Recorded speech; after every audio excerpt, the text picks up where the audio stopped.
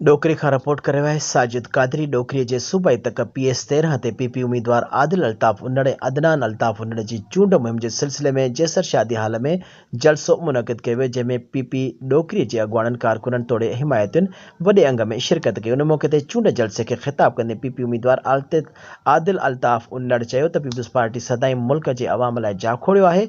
अवाम चूंडुनि में PP जी वॾी अक्सरियत हासिल करे वफ़ाक़ तोड़े सूबनि में हुकूमत ठाहींदी ऐं बिलावल भुट्टो सरदारी मुल्क जो वज़ीर आज़म बणिजी अवाम खे अझो लटो ऐं रोज़गार फ़राहम कंदो। हुन चयो त डोकरी तइलके जे अवाम सदाईं असां मथां एतमाद जो इज़हार कयो आहे। अवाम जे बिना फ़र्क़ जे ख़िदमत कई आहे ऐं अॻिते बि कंदा रहंदासीं।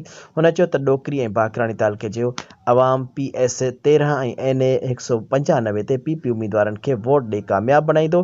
आदिल अल्ताफ़ उन्नड़ चयो त चूंडुनि में कामयाबी बैदि तइलके जे अक्सरियत रखंदड़ नौजवान तबिके जी तालीम, फलाह ऐं रोज़गार जे नवनि मौक़नि लाइ अमली किरदार अदा कंदुसि। उन मौक़े ते लियाकत सुमरो, हबीबुल्लाह खोखर, सैफुल्लाह सुमरो ऐं PP जा ॿिया अॻुवान मौजूदु हुआ।